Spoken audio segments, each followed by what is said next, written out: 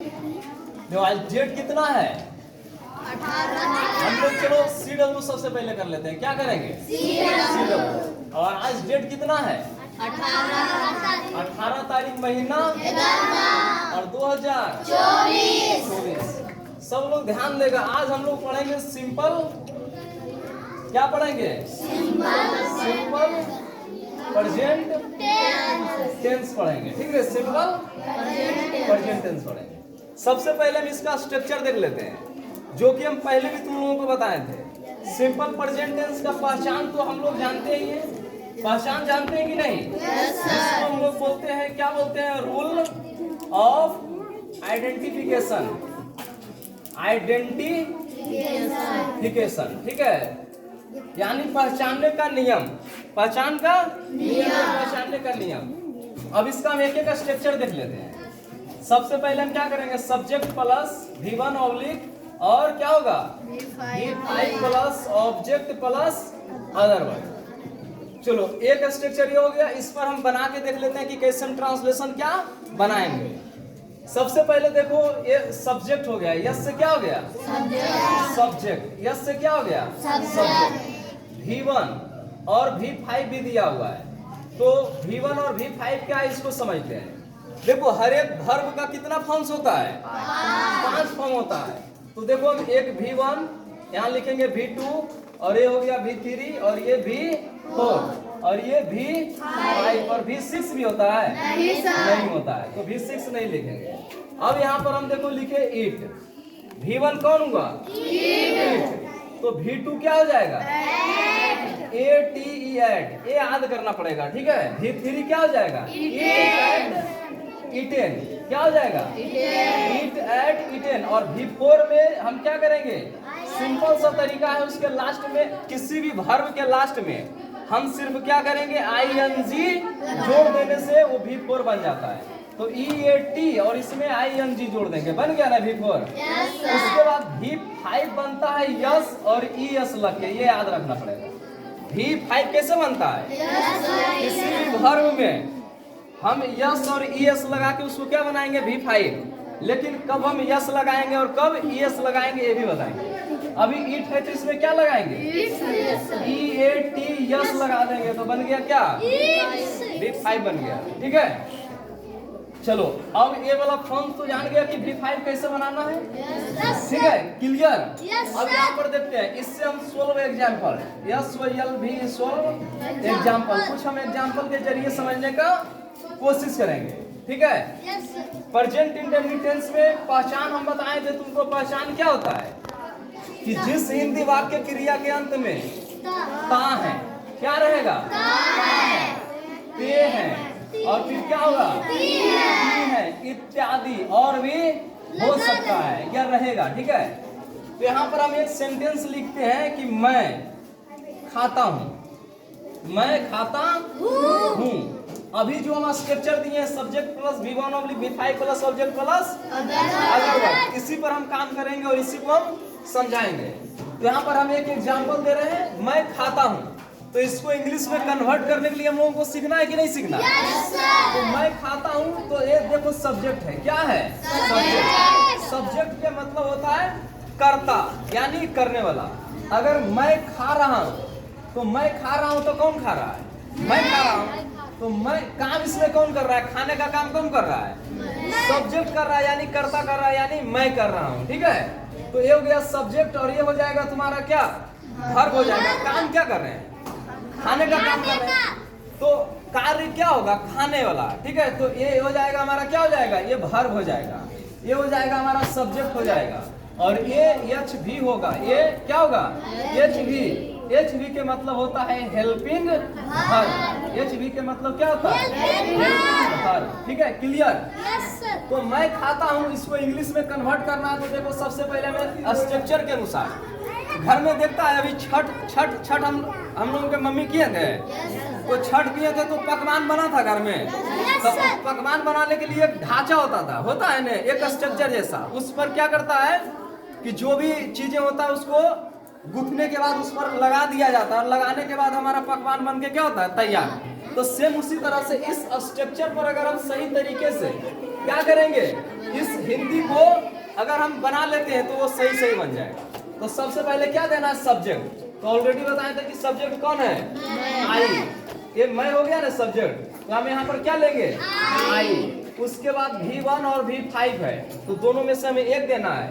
तो क्या देना है यहाँ पर, V1 देना है। इसका निर्णय कैसे लेंगे कि V1 देना है कि V5 देना है, इसका निर्णय कैसे लेंगे। तो देखो हम बताते हैं, यहाँ पर याद रखना आई रहेगा, B रहेगा और क्या रहेगा, U रहेगा और फिर क्या रहेगा, दे रहेगा। तो ये सब जो है इसके साथ क्या लगाएंगे, V1 ही लगाना। क्या लगाना, V1 लगाना।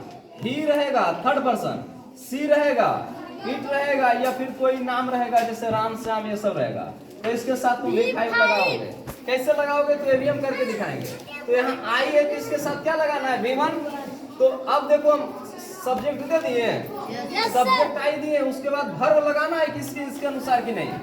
तो वर्ब लगाना है तो हम वर्ब लगाएंगे इसमें क्या, खाना के क्या होता है, EAT ईट।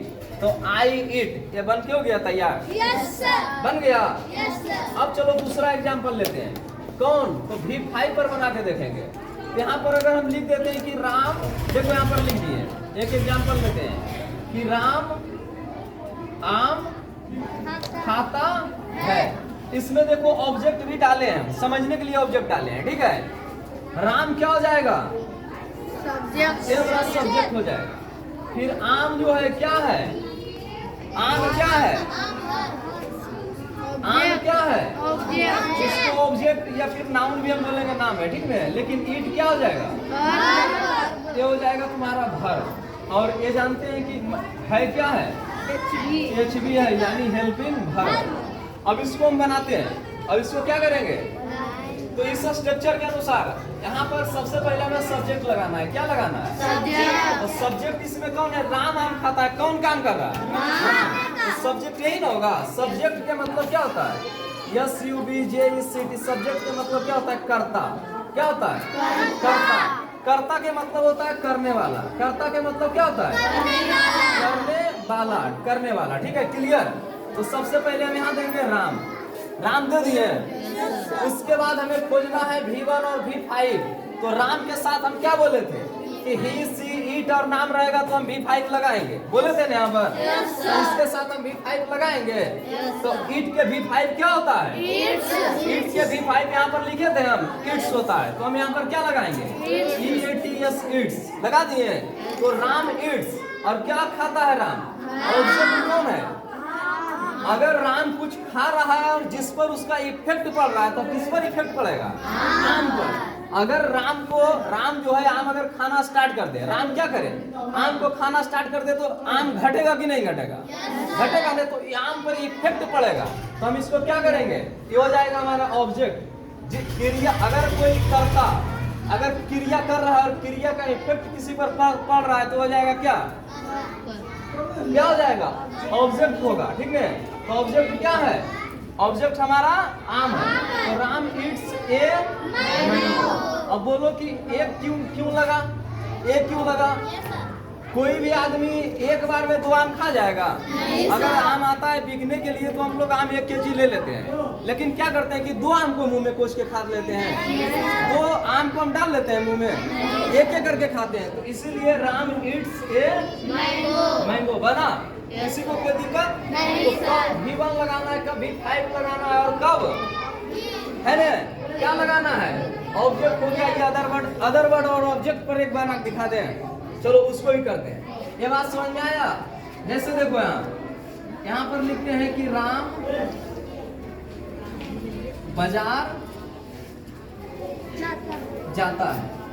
तो इसमें भी देखो क्या रहेगा, सिर्फ ऑब्जेक्ट ही रहेगा। क्या रहेगा, कैसे बनेगा, सब्जेक्ट राम और फिर कहाँ जाता है, बाजार, जाने काम कर रहा है ना। तो राम गोस और टू, अब क्या होगा, मार्केट बन गया। Ram goes to market. अभी ये बन रहा है। इसके आगे और कुछ रहेगा कि मैं अंग्रेजी पढ़ने के लिए गुरुकुल पब्लिक स्कूल जाता हूँ, है ना। देखो मैं यहाँ पर देखो, मैं अंग्रेजी, हम लोग कौन सा स्कूल में पढ़ते हैं, मैं अंग्रेजी सीखने और गुरुकुल क्या हो जाएगा, गुरुकुल पब्लिक स्कूल जाता हूँ। ये देखो बड़ा सेंटेंस है ना, लेकिन इंग्लिश का बड़ा सेंटेंस है, लेकिन इसको हम आसानी से हिंदी सेंटेंस है, तो इसको आसानी से हम लोग इंग्लिश में कन्वर्ट कर सकते हैं। देखो मैं अंग्रेजी सीखने गुरुकुल पब्लिक स्कूल जाता हूँ, तो आई गो टू क्या हो जाएगा, Gurukul public school. I go to क्या हो जाएगा, गुरु, और क्या हो जाएगा, कुल, PUBLIC पब्लिक स्कूल, है ने।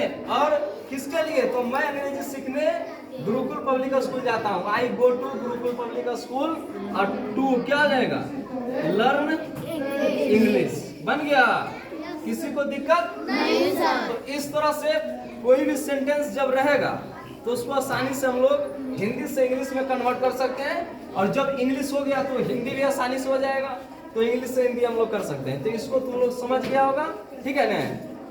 कल बताएंगे इसके दूसरे स्टेप। बन गया, इतने तो ज्यादा